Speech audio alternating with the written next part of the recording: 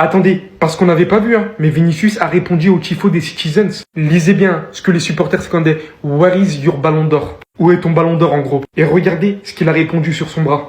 15 Ligue des Champions. Regardez tout court comment il a répondu à tout en fait. À peine arrivé à l'Etihad, ils l'ont accueilli avec cette affiche. Voici ce qu'il a répondu. Ils lui ont mis ce tifo. Voici ce qu'il a répondu. Parce que dans le fond, c'est ça. Ouais, vous les Madrilènes, je les vois déjà les commentaires. Vous utilisez comme seul argument les 15 Ligues des Champions? Oui, on est le seul club de l'histoire à les avoir remportés. Et dans le fond, c'est ce qui compte le plus. Il n'a peut-être pas eu ce ballon d'or, mais ce joueur a l'honneur de jouer au Real Madrid, le club le plus prestigieux d'Europe. Et on rappelle que City ne sera jamais à cette hauteur. Et on vous rappellera toujours que le joueur le plus décisif en Ligue des Champions sur les 3 dernières saisons, ça a toujours été ce mec, qui est la compétition la plus prestigieuse d'Europe. On a fait 3-4 bons matchs ensemble, ils ont pris la confiance, ils ont commencé à faire des tifos. Ici, c'est comme ça que ça se passe. N'oubliez jamais en face, il y a qui, vous jouez contre qui, et surtout vous affrontez qui. Et là, en l'occurrence, on parle de Vinicius, le joueur qui représente le plus le football, le vrai terme du football, c'est bien lui.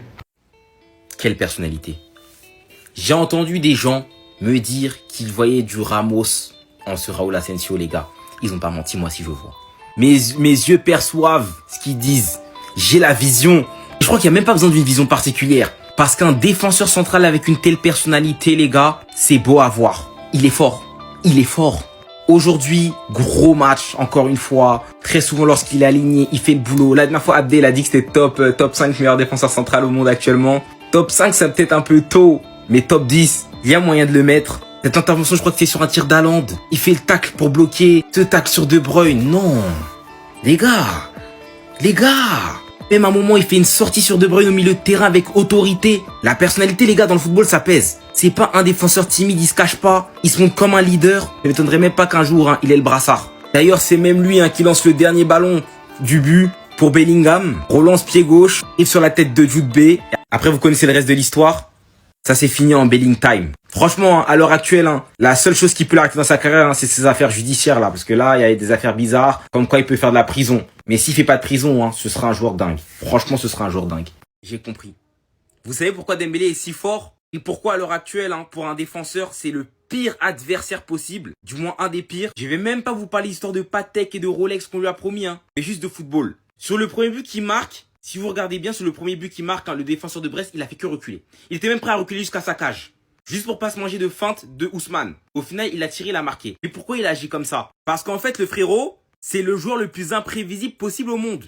Le mettre en tant que neuf, franchement, ça a été une idée révolutionnaire de la part de Luis Enrique. Parce qu'il est bon dans les petits espaces, rapide et trop imprévisible. On sait pas s'il va frapper du pied gauche ou bien du pied droit. Et on sait jamais à quel moment il va mettre ses feintes. Sur le penalty décroché par Ousmane lui-même, on a vu que sur l'action, il a tenté une feinte de frappe à ce niveau-là. À ce niveau-là, il a tenté une feinte de frappe sur le défenseur. D'ailleurs, au final, le ballon va revenir dans ses pieds, va frapper, mais Les Melou va mettre la main. Ce qui fait que sur son action de but, en fait, le défenseur, il savait pas comment agir. Je vous montre encore une fois pourquoi il est autant terrible, ce mec. Action en deuxième mi-temps sur le même défenseur qui s'est pas jeté en première mi-temps. Il vient de fixer, il fait mine de frapper, feinte de frappe. Le gardien, il est tombé dans le piège, mais pas le central. Ce qui fait que la cage a été grande ouverte. Ousmane va frapper pied droit, mais le mec, il ne s'était pas jeté sur la première action. Cette fois-ci, il va pouvoir la sauver. Cette imprévisibilité, aujourd'hui, fait sa force. En plus, t'as ça au fait qu'avec son pied droit, lorsqu'il frappe plein du pied, ça rentre à coup sûr maintenant. Et qu'avec son pied gauche aussi, lorsqu'il enroule, ça passe. C'est ce joueur-là.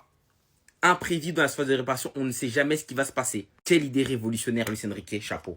Au final, le Paris Saint-Germain, du coup, qui va remporter 3-0 face à Brest. Ça n'a pas été un match si facile. Brest aurait mérité d'en mettre au moins un. C'est vrai qu'offensivement, le PSG, par contre, ils se sont régalés. Aïe, aïe, aïe. En possession, ils sont bons. Lorsqu'ils se jouent en transition aussi, ils sont bons en contre-attaque. Aïe, c'est dur, c'est dur. Ils sont durs à jouer. Ils sont très durs à jouer. Non mais les gars, c'est qui encore l'imbécile de footeux qui a mis cette règle en place? Pourquoi aucun joueur, les gars, ne marche sur les cuissons adverses? Faut m'expliquer un jour, parce que regardez là, tous les joueurs du Real Madrid, il n'y en a même pas un qui a dérogé à la règle. Alors qu'on sait très bien qu'ils vont les taper juste après. À quoi bon? Ça sert à quoi de faire ça? Je pense que c'est la règle la plus inutile qui existe dans l'histoire du foot, les gars.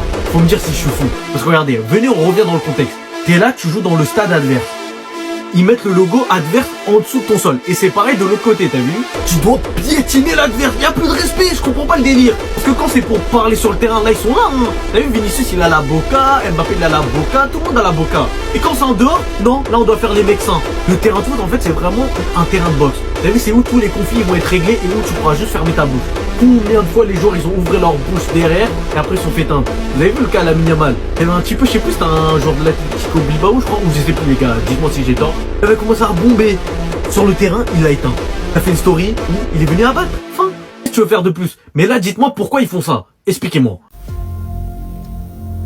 Non mais même en tant que Madrilène, j'y crois pas. On a vraiment gagné ce match. On a encore la preuve aujourd'hui que pour être Madrilène, faut vraiment avoir le cœur solide. Après une première mi-temps catastrophique comme ça, moi j'avais plus espoir encore une fois. Même si j'ai l'habitude des remontadas, là j'y croyais plus parce que le Real Madrid m'énervait tellement. Et ils l'ont vraiment fait. Au final, quand je vois cette image là, j'ai l'impression qu'il se jouait de City. Même si là je sais qu'il se moquait de Kylian Mbappé à cause de la manière dont il a marqué. C'est quand même une dinguerie d'être autant détendu. Vu l'état de Manchester City que j'ai vu là, ça aurait été inadmissible de pas gagner ce match. En première mi-temps, on était là, on les regardait jouer. Aucun pressing. Et ça, c'est ce que Manchester City kiffe. Heureusement qu'en deuxième mi-temps, on s'est réveillé enfin comme d'habitude. Kylian Mbappé qui t'égalise, City marque encore. Et là, il nous fallait un héros parce que les trois devant là n'y arrivaient pas tant que ça. C'est là que Brahim Diaz intervient. Il rentre même pas longtemps, il met dedans. Franchement, Brahim Diaz, t'es le héros que tu penses être. Pourquoi tu t'excuses même? T'as pas joué là-bas longtemps. Donc baisse-moi tes bras là. Et pour conclure, l'homme qui se faisait critiquer pendant tout le match sur Twitter en disant qu'il était pas bon, il était fantomatique pendant tout le match. Le gars, il vient, il pose une clim. Ça, c'est la spécialité du Real Madrid. Ça, c'est la spécialité du Real Madrid. Et c'est pourquoi on supporte ce club. Et c'est pas donné à tout le monde d'être supporter du Real Madrid. Il faut d'abord passer un examen de dureté du cœur. Si t'as pas un cœur solide, mon ami, il faut laisser. Il va piquer crise cardiaque. Que ça soit le Barça ou Liverpool, croyez-moi, il n'y en a aucun des deux qui voudra affronter ce Paris Saint-Germain là. Déjà, les Barcelonais, tenez-vous prêts. Si vous tombez sur le Paris Saint-Germain, déjà que la dernière fois ils vous ont dégommé. Le pire, c'est qu'à cette période-là, Ousmane Dembélé n'était même pas à son prime.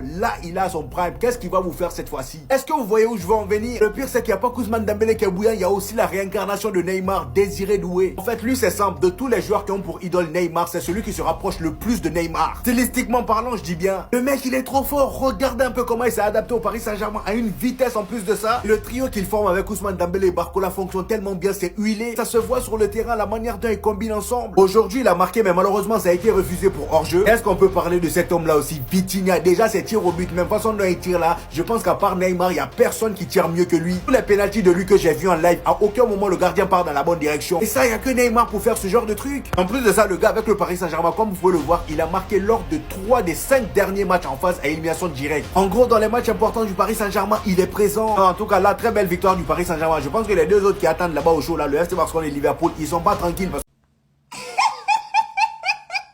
Stay humble. En fait, vous avez toujours pas compris la leçon. Restez humble. Voilà la banderole de Manchester City avant le match. Ça se moquait de Vinicius. Voilà comment ça a terminé. Vinicius passe. Bellingham qui marque dans le Belling Time comme d'habitude. 3-2 pour le Real Madrid. Et voilà les méchants de Madrid, les bandits de Madrid. Après avoir égalisé, voici comment ils rigolaient. Passeur décisif, buteur et buteur. Tout simplement. Le Real Madrid méritait totalement la victoire. Plus d'occasions, plus de maîtrise, beaucoup plus de confiance que Manchester City. Dans un match où Ederson a été pitoyable. Je pense que Manchester City avec un grand gardien peut espérer repartir avec la victoire. Des sorties manquées, notamment sur le dernier but de Bellingham. Un but de Mbappé complètement lunaire. Regardez rien que la reprise de volée. Ça, c'est la capture d'écran de la reprise de volée.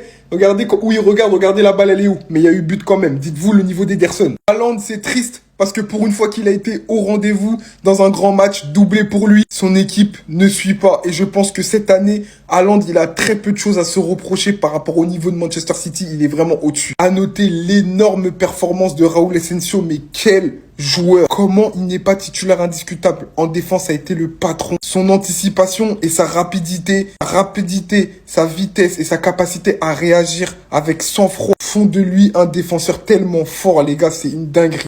Comme je l'ai expliqué, cette saison, c'est compliqué pour City parce que même quand ils font pas des matchs dégueulasses, ils sont plombés par leurs erreurs individuelles. Là où le Real reste impitoyable, peu importe le niveau affiché. À noter la très belle entrée de Brahim Diaz qui a vraiment redonné de l'allant au Real Madrid. Bref, rendez-vous à Santiago Bernabéu, mais moi je pense que pour City, c'est fini. Qui a pensé que ce serait une moins bonne équipe avec le départ de Kylian Mbappé? Qui l'a pensé? Ils traumatisent les équipes françaises en Ligue 1, maintenant ils viennent les traumatiser en Ligue des Champions. Laissez-nous! Non mais laissez-nous, sérieux! Avant de parler du meilleur joueur du monde en 2025, on va parler de lui s'il vous plaît. Vítor Machado Ferreira. Son match aujourd'hui, c'est près de 90 ballons touchés, 4 ballons perdus, 1 but. Entouré de 1, 2, 3 4 joueurs. Il se dit, je vais faire le boulot tout seul, personne va me toucher. Et personne l'a touché. Il s'en sort, hein. Il lui reste un seul obstacle. Voilà comment il finit. Le Hops a boité, il court comme Naruto. C'est une dinguerie. Il a été étincelant. Au milieu de terrain, il n'y avait que lui. Il n'y avait que lui. Maintenant, parlons un peu de Ousmane Dembélé. C'est plus le même joueur. C'est plus le même joueur. Non mais moi ça me manque de me moquer d'Ousmane Dembélé. Rendez-nous le Ousmane Dembélé. Même il mentait, il disait je sais plus je suis droitier ou gaucher, mais en fait on savait que c'était ni un droitier ni un gaucher. Je répète, il est à 15 buts en 2025.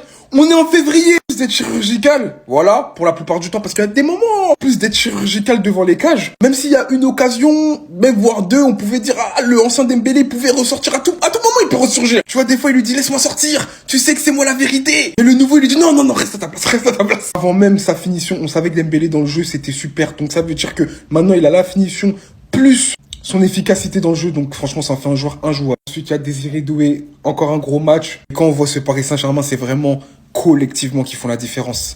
La star c'est le collectif et c'est ce que Luis Enrique a réussi à instaurer. Après dites-vous que Brest n'a pas été mauvais, ils ont eu des occasions, mais malheureusement avec le Paris Saint-Germain, froid d'efficacité, méchant, ils ont manqué un peu de folie. Voilà, dans un match de Ligue des Champions, ils ont trop essayé d'attendre, ils ont eu un petit peu peur de l'adversaire. Ils auraient dû jouer beaucoup plus débridé, c'est ça qui a fait leur force depuis le début de cette Ligue des Champions. Malheureusement, ça paye cash. Et je pense que le Brest, c'est terminé, mais bravo. Tchouaméni, aujourd'hui, t'as encore fait pour toi. Je suis à 2 doigts de péter un câble. Quelqu'un peut m'expliquer, s'il vous plaît, quel est le poste de Tchouaméni aujourd'hui? Parce que là, je comprends pas qu'est-ce qu'il fout là au moment du but. Qu'est-ce qu'il fout là? Comment tu peux dézonner jusqu'à te retrouver dans cette position-là? Erling Haaland, il est là. Le petit Raoul Asensio, il est sur Erling Haaland. Il fait son boulot. Regardez un peu le comportement de Tchouaméni pendant toute l'action jusqu'au but. Vous voyez là, Erling Haaland, il a le ballon. Tchouaméni se retrouve là, il court vers Erling Haaland. Et pendant ce temps, on voit Grealish derrière lui. Il est resté dans sa course jusqu'à arriver sur Erling Haaland. Et pendant ce temps, Erling Haaland, lui, il a fait la passe à Grealish. Parce que quand c'est comme ça, mon ami, reviens à ton poste. Grealish, il est derrière toi. Et en plus de ça, aligne-toi avec Asensio. Parce que là, la position dans laquelle t'es, tu seras à rien. Ça aurait servi à quelque chose si tu précèdes directement Grealish et l'empêcher de faire une passe ou un centre. Mais non, il est resté là à regarder. Grealish a fait sa passe en piqué. Raoul Asensio s'est retrouvé avec 2 joueurs, Erling Haaland et Vardiol. Comment vous voulez qu'il fasse? Regardez notre défense, s'il vous plaît. Il y a 4 joueurs de Manchester City dans notre surface. Combien de défenseurs du Real Madrid? Seulement 2. Mandy et Asensio. Et pendant ce temps, Madame Ancelotti, elle est où? Elle est dehors. Oh non, non, là, c'est pas possible. J'espère que tu vas te rattraper parce que ce match-là, on peut pas le perdre. On peut pas le perdre. Et le pire, c'est qu'on jouait bien au début. Mais depuis qu'on s'est pris le but là, ça y est, le Real Madrid, on commence à reculer, on les regarde jouer, on presse plus. Là, c'est y est, on est en train de donner à Manchester City ce qu'ils aiment. C'est une dinguerie. Regardez Rodri comment il était, regardez bien. Vous allez jamais deviner pourquoi. Donc en fait là, il était en train de snapper, il a été pris en 4K. Le réalisateur, il l'a filmé au moment où il était en train de snapper quoi? La banderole, c'est un tacle à Vinicius. Elle dit arrête de pleurer à chaudes larmes. C'est une dinguerie. C'est une dinguerie. C'est une dinguerie. Déjà, les supporters de City qui s'inventent une personnalité de méchants, etc. Ouais, ils font des tifos depuis quand déjà? Depuis quand? Mais en plus de ça, qui participent en snappant le message.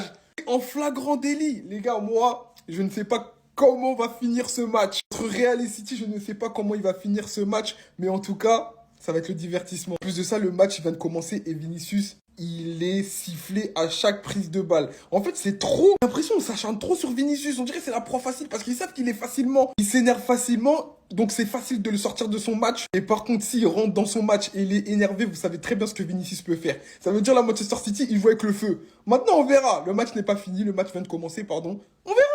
Manchester City qui essaye de déstabiliser le Real Madrid à quelques heures de la rencontre. Avant de parler du 11 du Real Madrid, voici ce que Manchester City ils ont décidé de faire dans la journée. D'après plusieurs médias, voici la banderole que les supporters de Manchester City ont décidé d'afficher pendant le match. Tout ça pour déstabiliser Vinicius. Parce que si vous vous rappelez bien, ce dernier et le Real Madrid ont boycotté la cérémonie du Ballon d'Or. Sur la banderole, il y a marqué Stop crying your heat out.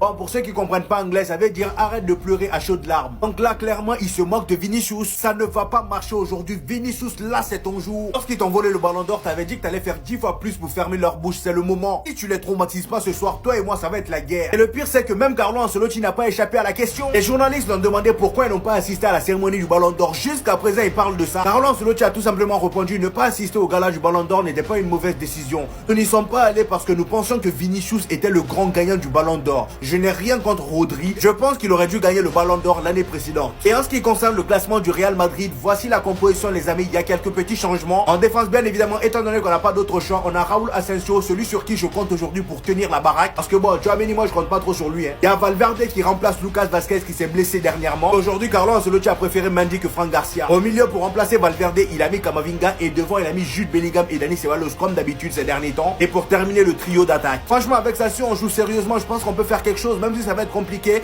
face à Manchester City. Même si ça va être compliqué avec City. Ça va partir en couille. Parce que vous pensez que c'est tout? Je vais vous expliquer l'affiche, mais laissez-moi enchaîner en premier lieu. Voici la 45e seconde de la vidéo d'avant-match qu'a posté Manchester City. Aucun contexte et ça n'a strictement aucun rapport avec la rencontre. J'enchaîne. Voici la bannière que va utiliser Manchester City pour le match de ce soir. Arrête de pleurer autant en s'adressant à Vinicius. Donc eux aussi maintenant, ils ont décidé de s'inspirer des clubs de Liga et essayent par d'autres moyens que le football de déstabiliser Vinicius. T'as vu, j'ai qu'une chose à te demander. En ce moment, je te demande pas grand-chose, je demandais surtout à Mbappé. Mais t'as vu ce soir, hein, je veux que tu me les détruis. Tu as parlé d'un tweet où tu disais que tu allais en faire 10 fois plus, 100 fois plus. Je crois que ça n'a jamais été autant le moment que ce soir. C'est la guerre qu'ils veulent? On va aller la faire. Les rencontres avec City jusqu'à maintenant se passaient plutôt bien. Honnêtement, je m'attendais pas à ce qu'ils se mettent à provoquer. Là, j'englobe vraiment tout. Le club, mais aussi les supporters, parce qu'on parle aussi de la vidéo, n'oubliez pas. On va leur donner ce qu'ils veulent. Voilà. S'ils veulent vraiment que ça devienne un classique, on va leur proposer ce qu'ils veulent. Allumez-les-moi ce soir. Que ça soit toi, Mbappé, Bellingham, je veux voir du show ce soir. Là, avec ce qu'ils ont fait, on peut pas les laisser passer. Et surtout, je t'en supplie, ne te laisse pas provoquer par ce qu'ils vont faire. Ne sors pas de ton match. Quand tu ne sors pas, t'es le meilleur joueur. Ne sors pas. Non mais les gars, on n'a jamais vu ça depuis l'époque de Pelé. Tifo de Manchester City les gars, stop crying your heart out. Arrête de pleurer mon gars avec la tête de Rodri en ballon d'or. Suivi de la réaction de Vinicius qui voit le tifo. Et Rodri sera les gars qui est en train de prendre en photo le tifo. Je sais pas si c'est cringe, je sais pas si c'est une dinguerie d'avoir fait ça. Mais le fait que ça a été fait devant les joueurs concernés, c'est trop. Le Real Madrid doit répondre. Les gars, on peut pas se laisser ficher de cette manière. Si on part sur une défaite les gars, aujourd'hui je pense que l'histoire elle va être marquée. Comment tu veux réussir à dormir? Surtout Vinicius les gars. Il a tellement d'attentes en lui, il a pas marqué pendant 3 mois malgré son absence, malgré sa blessure et tout. Il doit répondre présent ou Rodrigo doit nous sauver. Mobutu doit faire quelque chose, je sais pas. On peut pas laisser ce gars filmer avec son Samsung, je sais pas les gars, il est riche. Il utilise un Samsung déjà. Comportement, stop crying your heart out. Arrête de pleurer. C'est une dinguerie. Respire un coup. Va sauver ton cœur, le foot c'est pas pour toi. C'est ça qu'ils sont en train de nous faire croire là. Non mais là c'est trop, je suis trop excité, vas-y. Là le match il a commencé les gars, on s'attrape après le match. Après la première mi-temps peut-être.